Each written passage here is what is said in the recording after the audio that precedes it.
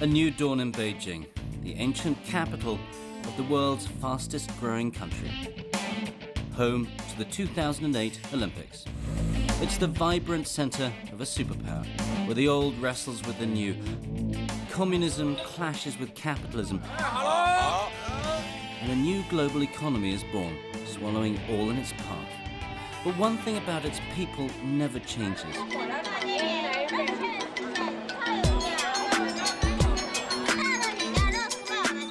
Chinese love their food, and now with their newfound wealth, they're indulging their stomachs more than ever.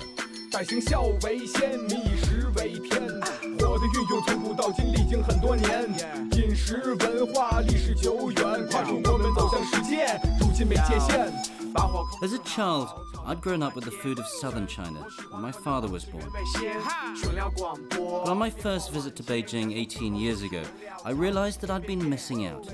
Today, the food here is as varied as it is plentiful. Traditional or modern, Chinese or Western, China's capital caters to all tastes and needs.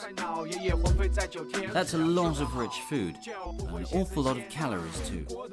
As China's economy has exploded, so has its waistlines, and today 200 million Chinese are listed as being clinically obese. That's because of changing dietary habits. In many ways, the story of how food has changed here is the story of China in the last 2 decades. So we're going to start our journey in Beijing's streets to see how it all happened.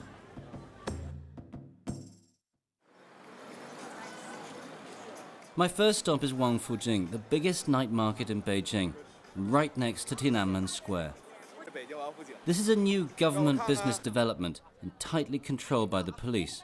But it's also one of the most popular tourist spots in the capital. And I'm here to meet Crazy Chef, a chef turned Beijing rapper who rose to fame with his song Chinese Food.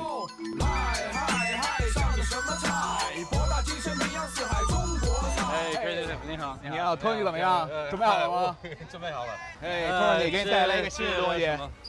这个东西见过吗？这叫蚕蛹，准备好尝。And here comes my first treat, silkworm cocoons. 别想，吃。Okay. It's kind of very soft in the middle, the shell's quite tough, but it's actually not bad at all. As if silk cocoon isn't enough to whet my appetite, we move on to seahorses. 这个为什么吃这个？这个对身体有好处，因为它是药材的一种。有什么好处？舒筋活血。那是不是给男人吃这样？对，可以。但是他说普通话说的挺好的。要辣椒。干净的是。That is pretty good. 怎么样感觉？这真不错。像薯条。对。你要不要再来一个？不用，一个就够了。The food here is definitely not for the faint-hearted or the healthy. Deep-fried starfish, deep-fried swallow spit, and certain parts of an animal, which I thought I'd never eat. I think there are some things I won't do, particularly not on TV. For dessert, we settle on a plate of deep-fried ice cream, thought by many people to be a traditional Chinese dish. While the ice cream actually doesn't taste that bad, I can't help feeling like a bit of a culinary tourist. Crazy Chef, 这个是真正的中国菜吗？不是，当然不是。Well, it's been an interesting evening with Crazy Chef. And we've been eating a lot of bizarre things. It says a lot about modern China, an ancient civilization going global. In the old Beijing, street life and street food were inextricably linked to the narrow alleyways unique to the city, known as hutong, where snacks used to be sold on mobile trolleys.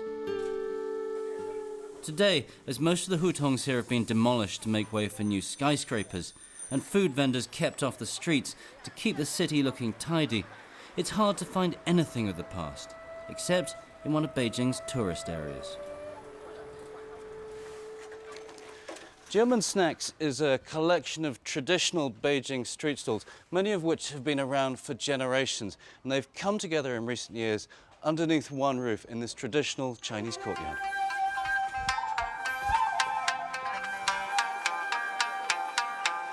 Walking inside the courtyard is like going back in time.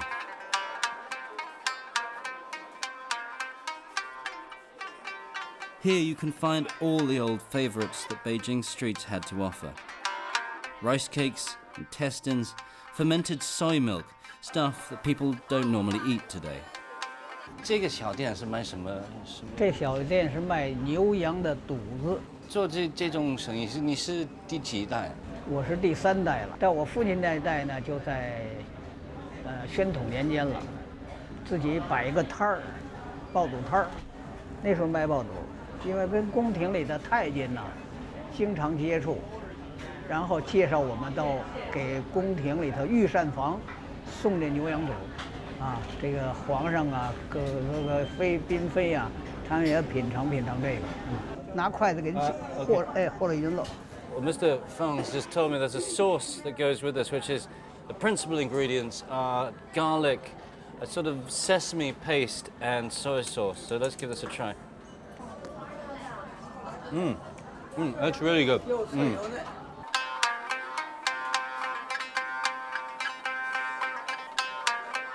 And on to the next. Hey, 你好，那这是什么东西？牛蹄筋儿，牛蹄子上面那根筋，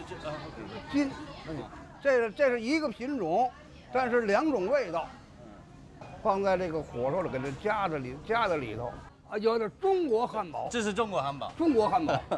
那这个你的小店，你是第几代？我是第6代传人。第6代。对，第6代传人。哇，你这是第7代传人啊。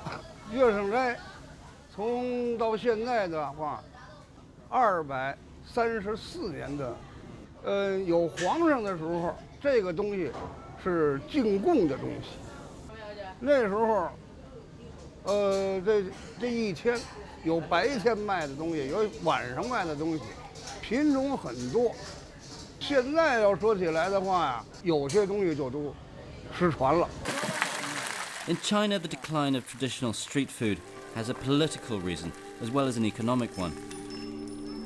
50 years of communism means that all private businesses were closed down during the Mao years and street food taken off the streets. But no one here wants to tell me this on camera, as the Chinese are still cautious about speaking to foreigners. Today, it takes a charismatic businessman to bring these families together again for a capitalist culinary experiment. 这道菜是北京的民间的最传统的小吃之一，叫驴打滚儿。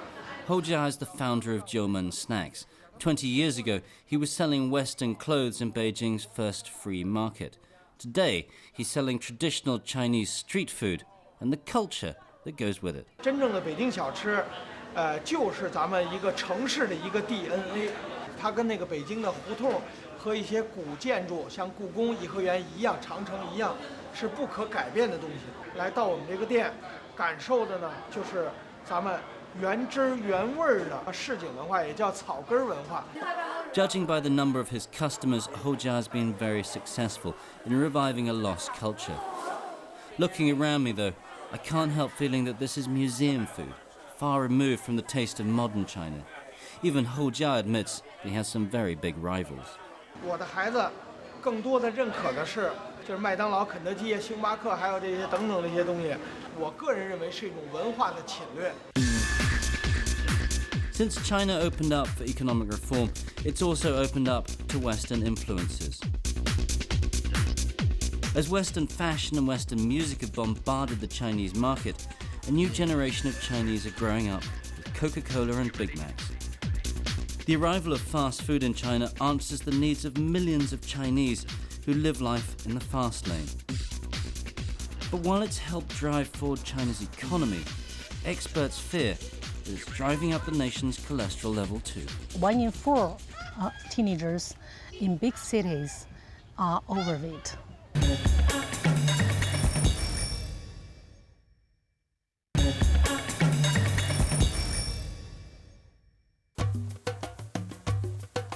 '21st century China is growing at breakneck speed, but so too is the nation's weight.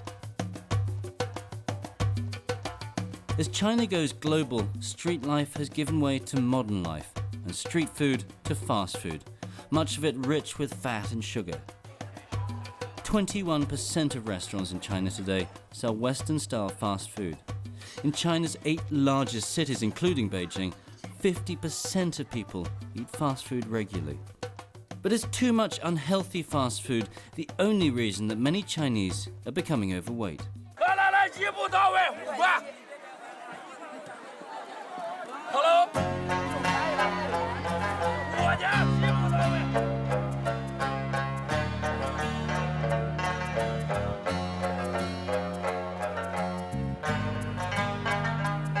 I've come to a traditional wet market in Beijing to meet Professor Li Liubai, a nutritionist at Beijing University.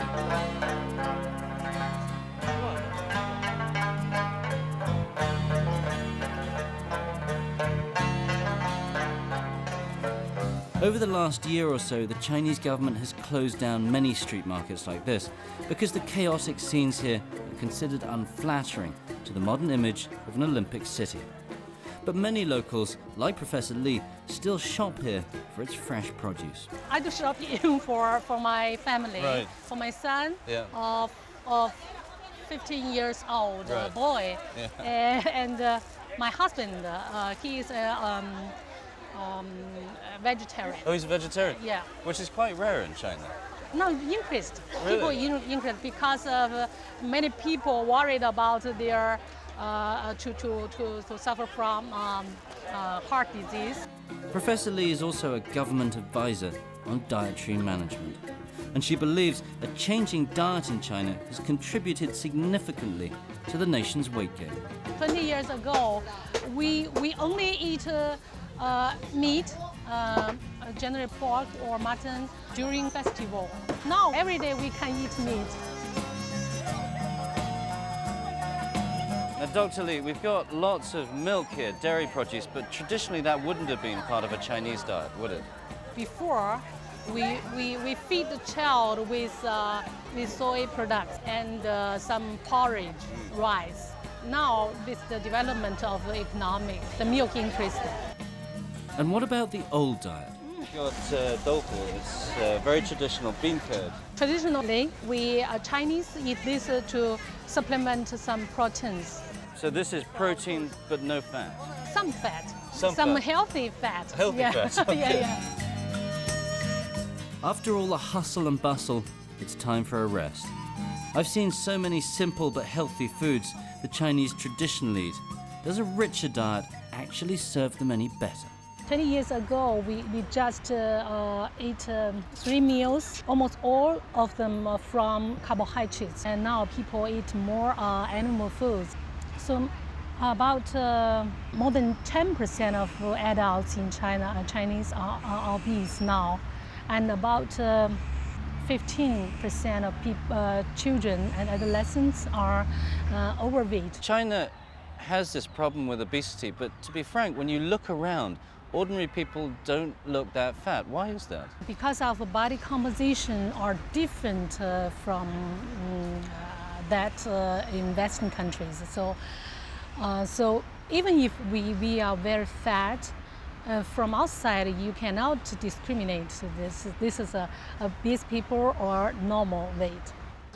But how exactly is a rich and modern diet affecting the health of the next generation of Chinese? Well, I've just arrived at the Baizhifang Elementary School, where they've started a program to get overweight kids to do more exercise. So every day they're coming into school early to run through some exercises to help them lose weight.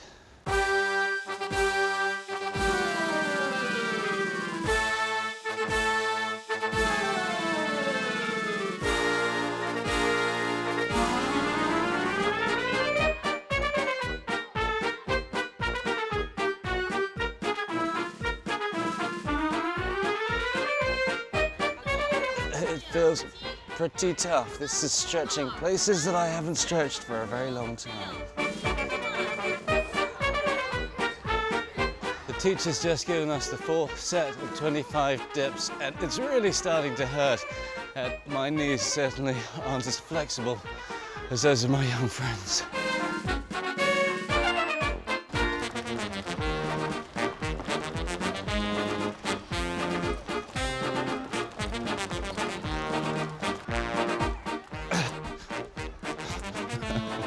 I think I'm going to have to give up at this stage. It's pretty hard work too. And if such vigorous exercise is not going to keep their weight down, I wonder what's keeping it up. Hi, Bill. All right, now I want you to do me a big favor. I want you to take a pen and a piece of paper and write down your 5 favorite foods. And I want you to be honest. Tell me the things that you really like to eat, okay? Okay.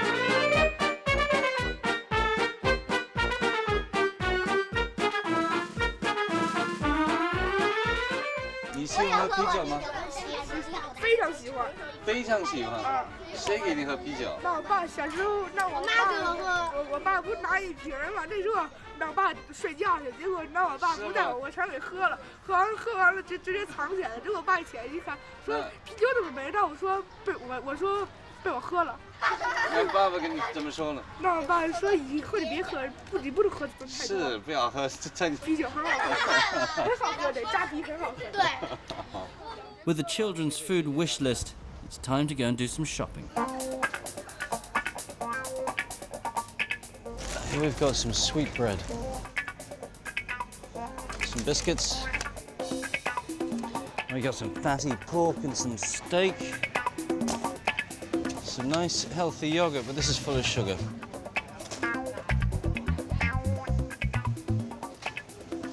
Traditional Chinese dumplings, but these are straight out of a factory.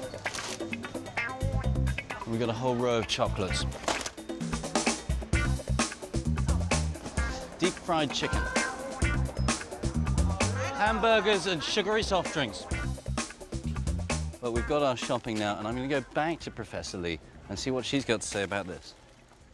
All of these foods are all children's favorite. I think I'm not surprising about it. This is chocolate, right? The children's food list proves Professor Lee's point as a nutritionist that the nation is gaining weight on a sugar and fat-heavy diet. But as a mother herself, she confesses the reason behind teenage obesity in China is social as well as economic. We only have one child, right? And all of our hopes are added to his shoulders. Right. You know. Over the last 3 decades, China's one-child policy has produced a generation of spoiled little emperors who've too much to eat and too little time to play.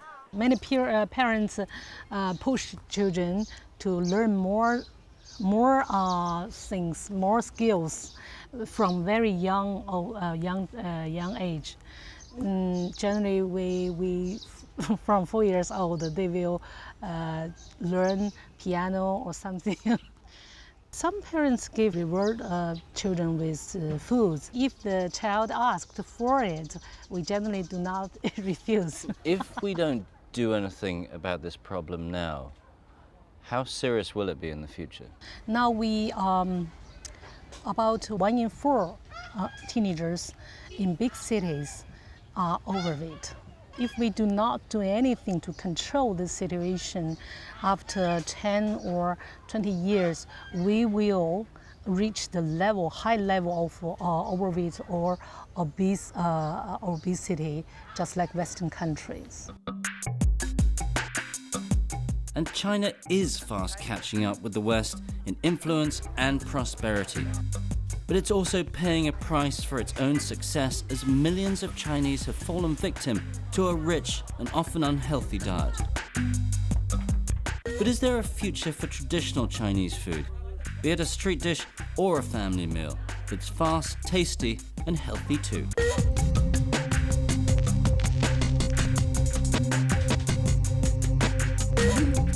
I've come to a chef's training school in Beijing for the answer. Master Chef Lee here has revived an old street dish, stir-fried rice noodle with less oil and lots more vegetable. The heat here, you can really feel it coming off. Flames, watch your eyebrows. And now the aromatic herbs, the garlic, the spring onion, the chili. Again, you can smell that coming off. It's incredibly rich flavor, and it's amazing how quickly it cooks.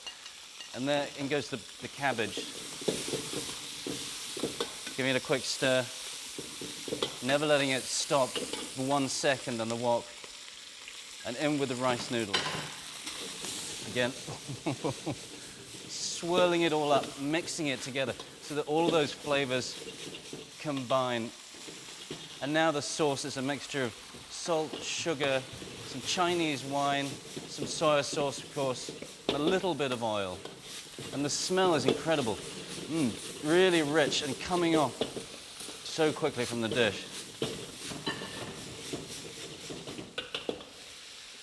Just a little bit of oil to finish it off. And the chef was telling me just now that it's also important for the sauce to remember the color of the dish. This is all about a visual feast, not just a feast for the stomach.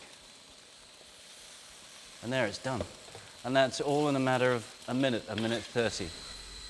Chef Lee is going to give me the honor of tasting this, and it smells fantastic. It looks very good too. Let's see how it tastes.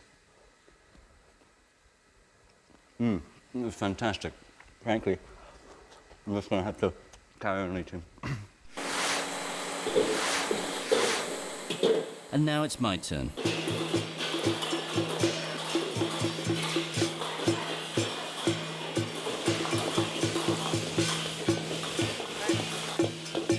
Well, I've now realized one of my ambitions, and that is to become a Chinese chef. And it's something I've always wanted to do since I was a kid. In fact, that's why I learned to speak Chinese in the first place, because I always wanted to be able to order Chinese food in a Chinese restaurant. Now I can cook it as well.